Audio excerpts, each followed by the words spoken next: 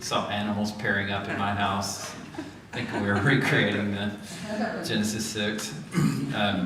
Man, my street was actually flooded. Not like in houses flooded, but I mean, it was like flooded over. Amazing. I don't think I've ever seen that. So welcome. I was wondering if the rain would wipe out some of our folks today. And I know we actually have training going on for a new check-in system that we're working on. So I know we're going to have some folks over in that as well. I'm excited to kick off our study of Proverbs. You might remember it was last year.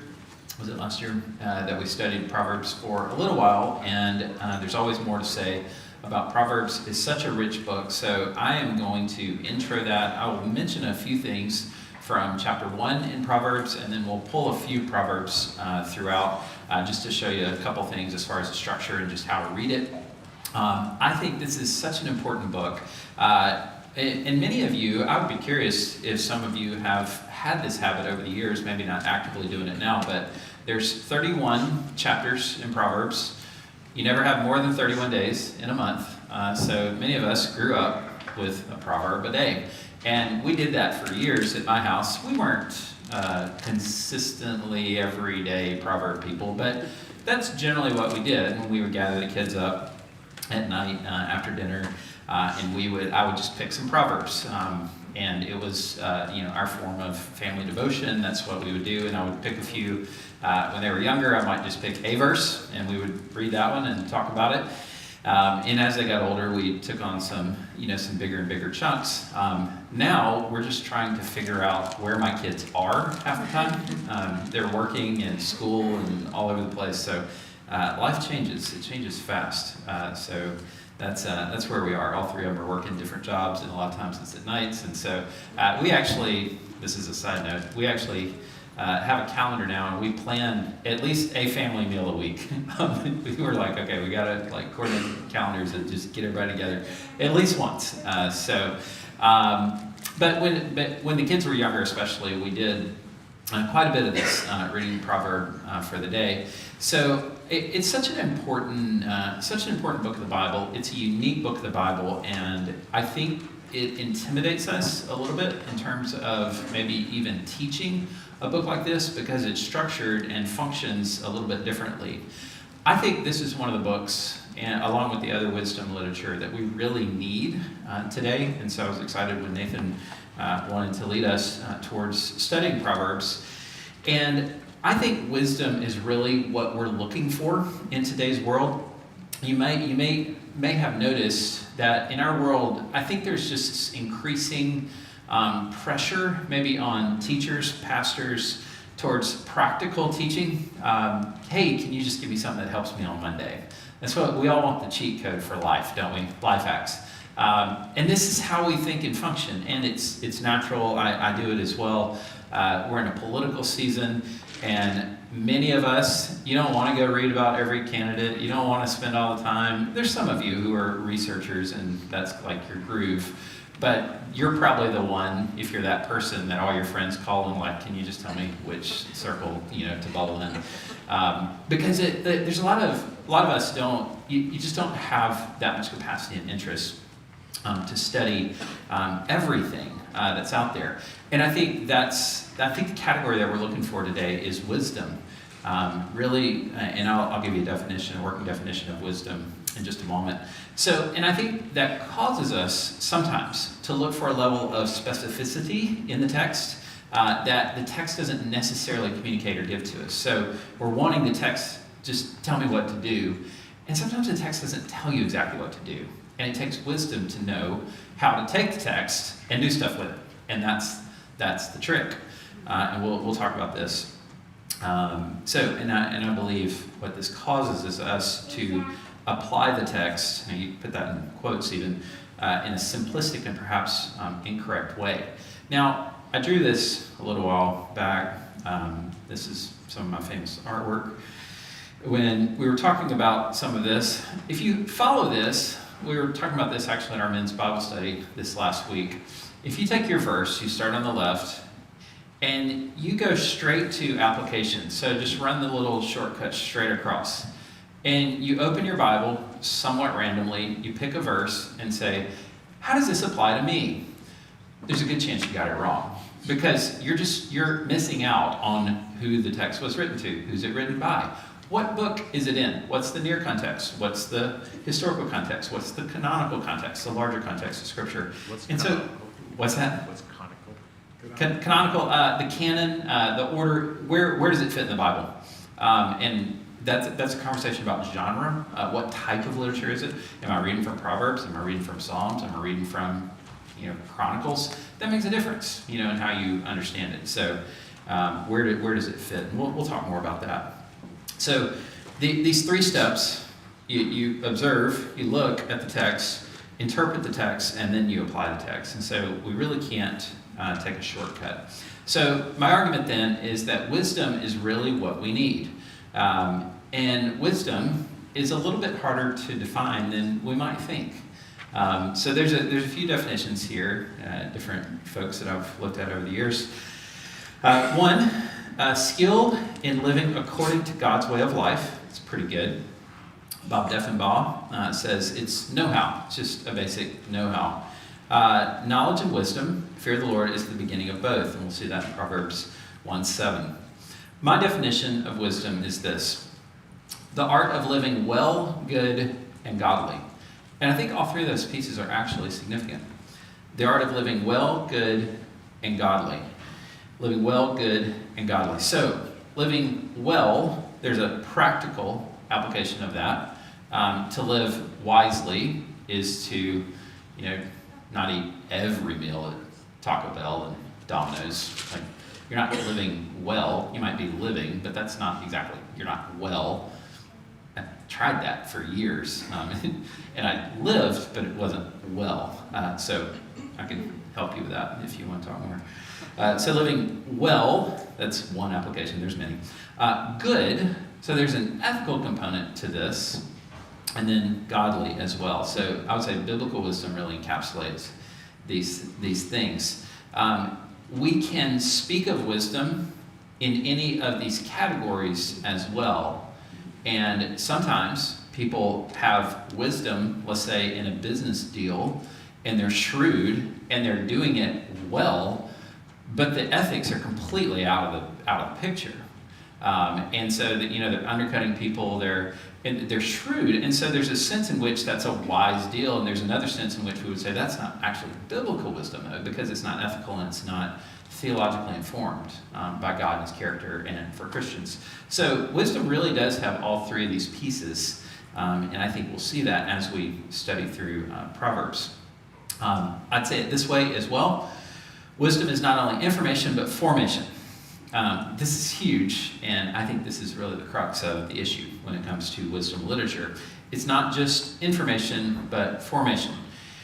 And I think a lot of us, again, we just want the information. We basically want a USB port in the back of our head, and can you just give me the data that I need? It's like, well, no, because life doesn't work that way. You can't just hand somebody the file and say, this is how you do it. Now, I want to show you a couple of Proverbs here to help us start thinking through this. You need wisdom to use wisdom literature. Now, there's some irony baked into all of this. You need wisdom to interpret wisdom literature, and it's wisdom literature that will give you wisdom. Everybody lost yet? It's a loop. It is a loop, and I admit that, and I think it's right. So, here's an example. Proverbs 26:4-5.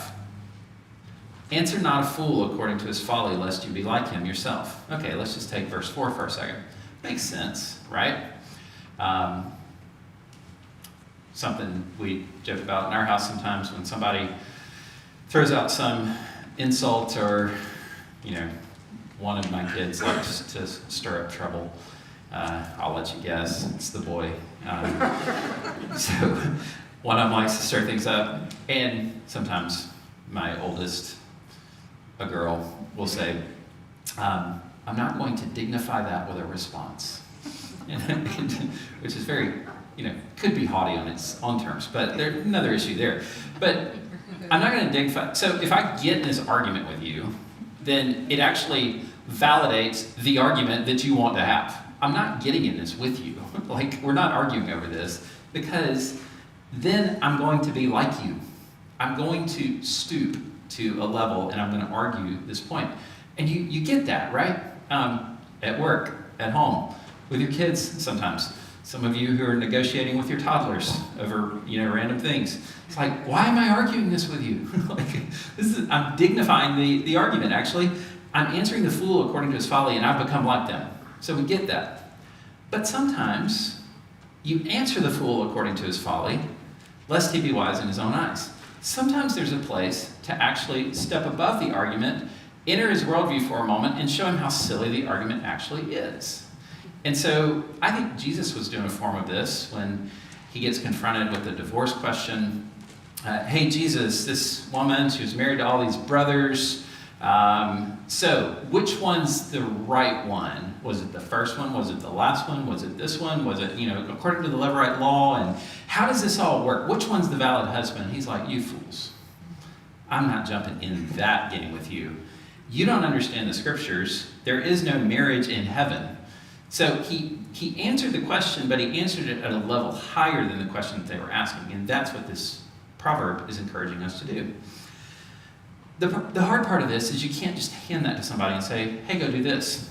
It actually takes a lot of wisdom to apply the wisdom literature. And that's what makes it so interesting to me. Just after this, in Proverbs 26, this is one of my favorite proverbs. It says, like a lame man's legs, which hang useless, is a proverb in the mouth of fools. You can't just hand somebody a proverb and say, go do it. That'd be like, handing me Aaron Judge's bat and saying, go hit a home run. Like, well, that ain't going to happen, right? I don't know. Is there something political? I don't really follow baseball anymore. So if I step into something political, I don't need to. I'm okay with Aaron Judge. All right, good. He seems like a clean dude. I don't know. But the last name that causes Right. Okay. Pick a baseball player or whoever. Like you can't just hand somebody the bat and say, hey, go do what they do. It's like, well, it's like the lame man's legs. It won't work. It's useless in the mouth of a fool. Well, what makes somebody wise and not a fool? The Proverbs. So there's a shaping component to this, but there's also wisdom required, some assembly required to use it. So wisdom is not only information, but formation. It's about shaping us and about character. And that's why Proverbs and the wisdom literature is so incredibly profound and helpful, and why at times it takes a lot out of us to study these, to think through it, to look at it, to cultivate wisdom. It's a lifelong pursuit. It's not simply something that you can study to pass the test. And that's why, if you're not in the practice, and maybe you're kind of searching for something to do in terms of Bible reading, I would encourage you to spend some time in Proverbs. Again, if you came in after I started, 31 chapters in Proverbs, 31 days in the month. Pick the one that corresponds with the day and read it. Just read it, and you will be profoundly impacted. I have been over the years. So that's what wisdom is. And now we're going to talk about what are the wisdom books. How do we gain this skill in living well, good, and godly? The ethical, or the practical, ethical, and theological component. All of these are important to understand wisdom. Any thoughts on that before we move along? Great book. Yeah, Crystal. Just thinking as you're talking about that, there's like the fool handing them a proverb, but there's also like how that doesn't work because you need a desire to want to have the wisdom. Yes. The fool doesn't have that desire. So then again, that's something the Lord loves to grant his people if you ask for wisdom. Yeah, good. That's great, and that's exactly what we're getting at. So the Proverbs is going after the heart. There's these competing voices. Which one are you going to listen to? There is a path of wisdom, but you're going to be handed some tools, and you're going to have to learn how to use the tools. There's a learning curve associated with that. But yeah, it's a heart issue first. Yeah, good, very good, great comment. All right, any other thoughts on that? Such a great book. All right. Let's move along then. So we have the wisdom books. When we're talking about the wisdom books, we're typically talking about the 5 books, Job, Psalms, Proverbs, Ecclesiastes, Song of Solomon, typically. That's how people categorize these. They are called sometimes the poetic books. Poetic books and wisdom literature aren't exactly synonymous, but close.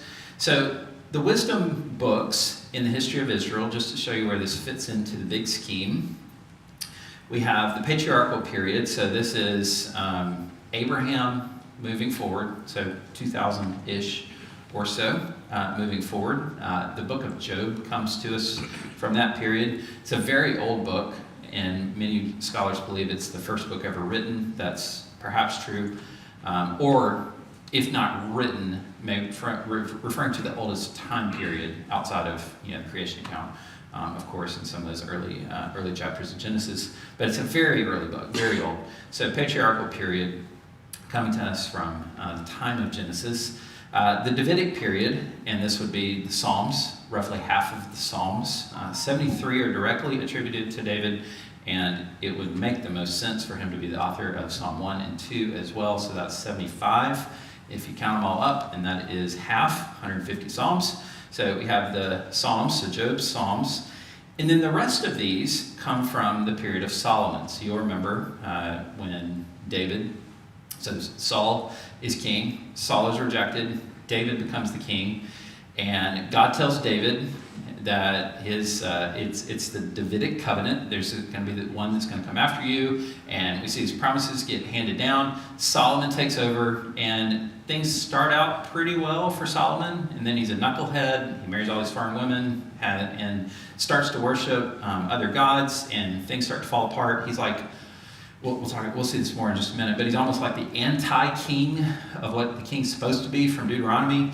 And so that Solomon is really a case study in sort of an up and down life. So 3 of these books, though, come from Solomon's period, at least, and there's authorship, various authors of Proverbs, but many of them come from Solomon.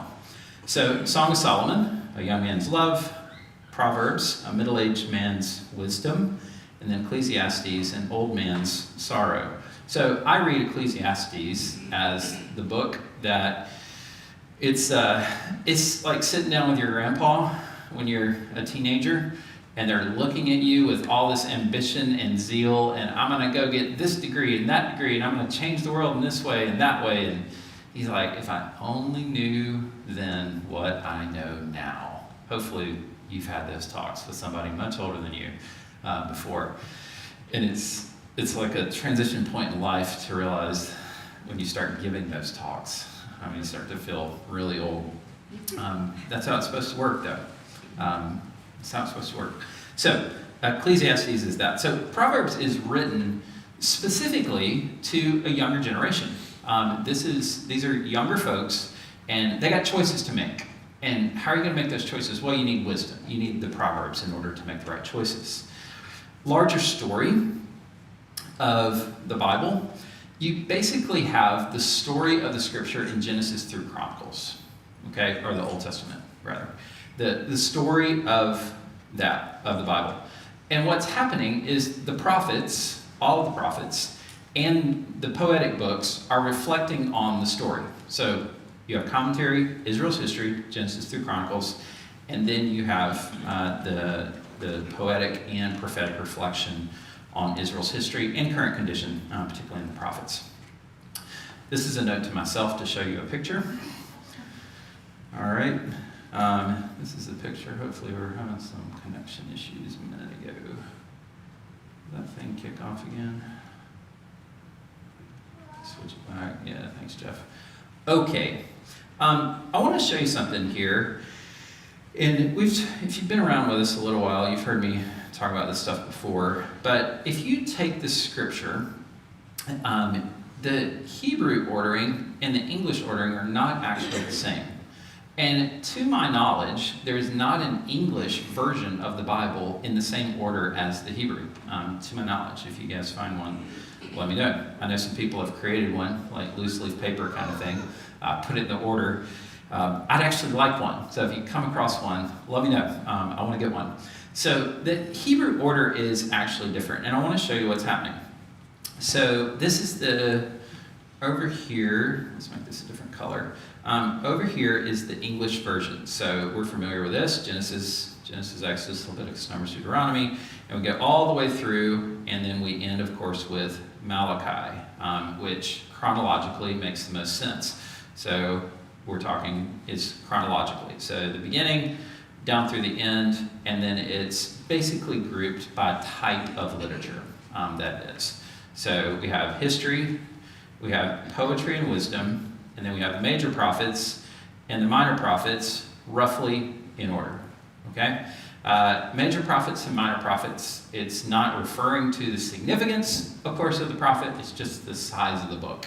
Isaiah is much longer than Hosea, Jeremiah, etc. So that's why they're called that. Now come over here to this other one. I'm going to make this a different color so we don't get confused. Look at the order here. The Old Testament, according to the Hebrew classification, it's called the Tanakh. It's 3 parts, T and K. And it's the Torah, and the Torah, the first 5 books of the Bible, the prophets, and the writings. All right, so those are the 3 classifications. And so watch what happens. You have Genesis through Kings. Okay, Genesis through Kings. This is the story. So this is the story of Israel.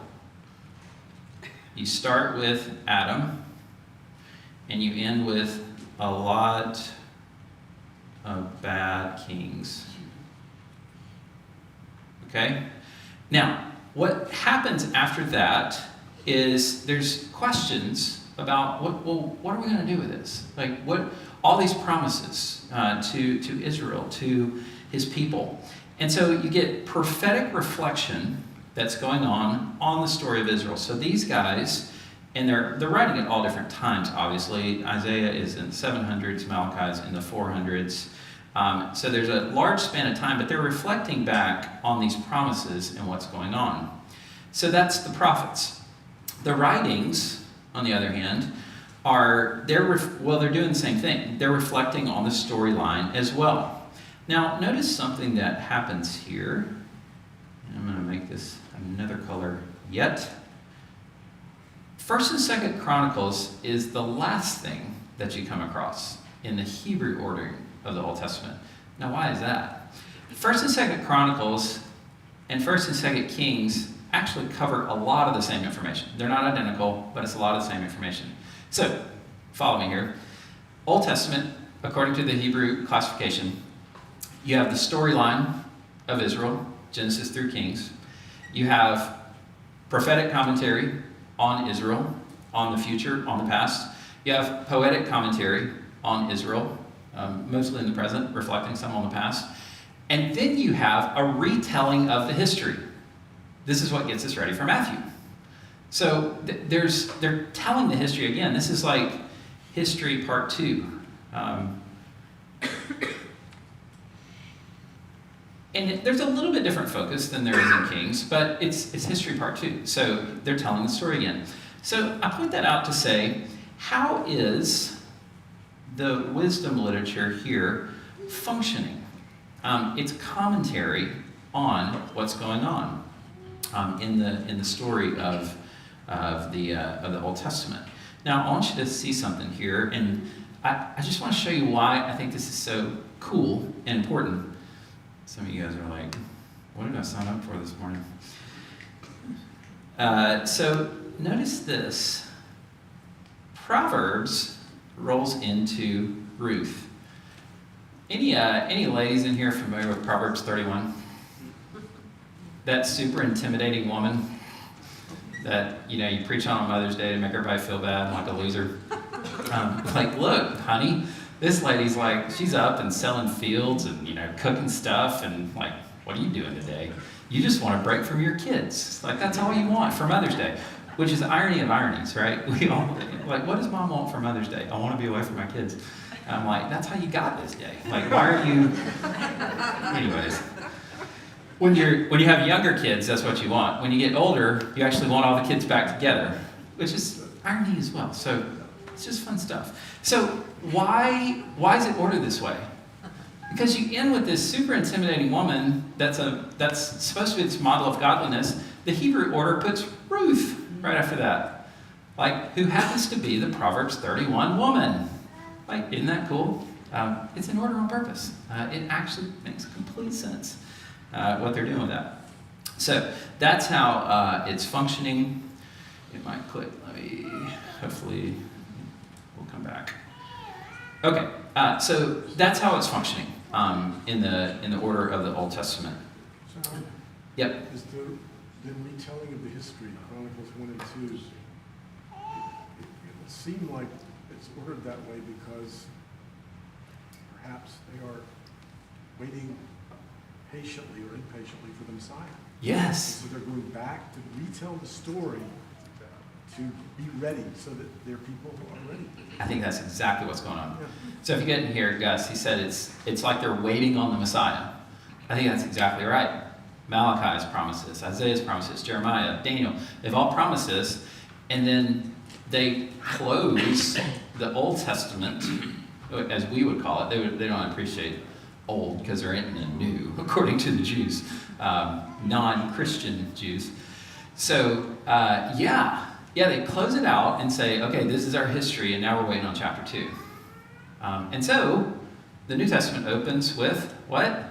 Everybody knows how you guys are kind of trained for this now because I've done it enough. Everybody knows how the Old Testament starts. In the beginning, God created the heavens and the earth. How does the New Testament start? The book of the genealogy. It's a very Jewish thing to say, especially coming off Chronicles, right? Which first 9 chapters are all genealogy. If you speed read that in your daily Bible reading this year, I forgive you, I did too. It's like reading a phone book from Tel Aviv. It's like just names and names and names. But if you're Jewish and you're holding on to these promises, super important stuff. So you have this whole book, which massive genealogy at the beginning, recounting of Israel's history, and then it's like you just left off, part 3 of the trilogy. There's got to be something else. So that's exactly what's happening. All right, very good. So that's what's happening. So Proverbs fits into that. It's poetic commentary on the person of Torah, the person of the Word. How should you live? If you're a person who has taken in God's Word, if you're a person who believes these covenants and promises, how should you then live? That is what Proverbs is doing. Okay? Proverbs kind of almost defies a simple definition. What is a proverb? We use them all the time, but it kind of defies that. I want to point out the relationship between these 3, and I think this is significant as well. Some of you guys are familiar with the Bible Project. They've got a great little series on the wisdom literature. Very simple, and I was extremely helped by that. So Proverbs is telling you how the world should work. All right, this is the owner's manual version. Hey, this, you guys with little kids, it's like insert flap Z into, what? Just show me a picture. I'll try to figure it out. So Proverbs is telling us this is how it's supposed to work, owner's manual. Ecclesiastes is saying, there's a problem though. Life has a virus. There's a glitch in the system.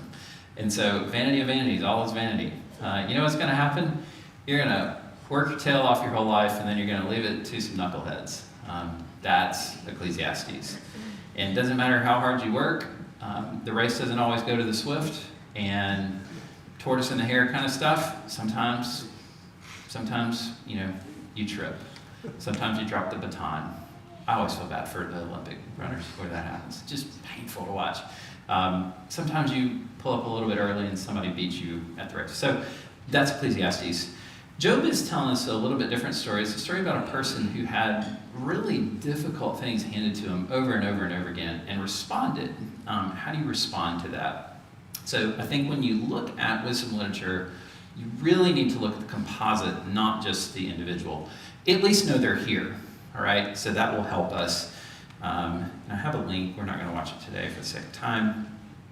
Proverbs is challenging to read. Those of you who have done or maybe are doing the daily Bible kind of thing. When you come to Proverbs and you read, so if you do the Bible in a year, I do that annually. And basically the program is you read 3 chapters a day and you'll get there by the end of the year, roughly. So 3 chapters a day. 3 chapters of Proverbs is a lot to take in because each line kind of requires a little bit of a, like, whoa, wait, let me think about that, process time. So it's a difficult book to sit down and just read all the way through in that kind of way. So I appreciated this commentary. To read Proverbs rapidly leads to frustration, as Collins put it. To read straight through a few chapters of Proverbs is like trying to have a conversation with someone who always replies with a one-liner. You probably have that friend. Hence, from the very beginning, the readers are made, that should be aware, sorry, of the manner in which they must read the book. And he's advocating for you have to read it slowly and carefully. All right, we already talked about that. We use proverbial statements all the time. We love these, and they're generally is something we do all the time. Look before you leap. Many hands make light work. I use that one a lot at my house. Many hands make light work. The other one I like to throw out is my kids just roll their eyes. It's a shame none of them are in here today. I think they're over in... Oh, Jacob's... Oh, he started live streaming and he left. That's okay. I always tell them teamwork makes the dream work, and they hate it. Like they're at that age where it drives them nuts when I say things like that. Like, hey, we got to get this kitchen cleaned up. Teamwork makes the dream work. And they're like, Dad. Like, I've been waiting on this moment for years. This is absolutely fantastic. I love it. All right, so we use these. You reap what you sow, which of course Paul uses that in Galatians. The Proverbs is the workhorse of the language. So, and that's just in general. So let's talk about the structure a little bit of Proverbs. I mentioned we refer to the Proverbs as the Proverbs of Solomon. Reason is, he wrote many of them. So specifically attributed to Solomon are the first 9 chapters. Then there's a break. The genre changes in chapter 10. We'll get into that in just a moment. And it begins to turn into more kind of classic, the pithy statements, the proverbial statements. So 1 through 9 is making kind of this really long case for the need for wisdom and how that applies in a couple of different specific instances, like the adulterous woman. She keeps coming up, and just again, the need for having good friends around you and things like that. So that's 1 through 9, 10 through 22:16, and then another collection of Solomon, and then another, and then the men of Hezekiah. It says that collected the writings of Solomon. So Solomon still, but collections, and these are all intertextual things that we see. Agur wrote chapter 30, and then Lemuel 31. He's the one responsible, ladies, if you want to have a chat with him one day about the Proverbs 31 woman. Great text. We need to do that one day. Incredible text. But I do think it's been used in such a way that that girl's a little intimidating if you read through that one. So we'll talk more about that another day. Okay, so let's move along. There's a conversation. I just want you to know that this is out there. We won't dig into it too far today. So after you hit chapter 10, the genre changes, and you get these pithy statements. And so the question is it what I've called divine trail mix? Like you just kind of reach your hand back. I love trail mix. You never know what you're going to get. Am I going to get a little extra, dose of the M&Ms or walnuts, pecans, whatever? Is it just like that? It's just sort of this mixed wisdom genre, or is it actually designed in a genius sort of way? And there's a roadmap that pulls through.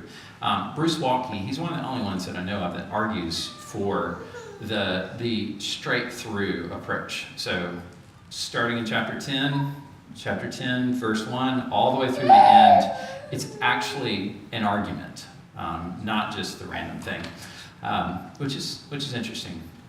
So that's a conversation to have. So what are these Proverbs, and why was Proverbs written? And this is getting a little bit into what we'll do next week. Nathan, you're kicking off next week, right?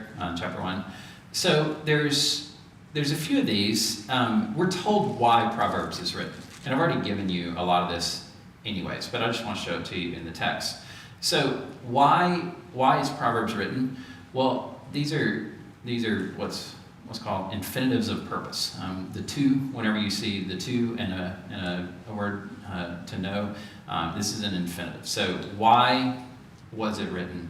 To know, to understand. Should have made that one red as well for consistency here.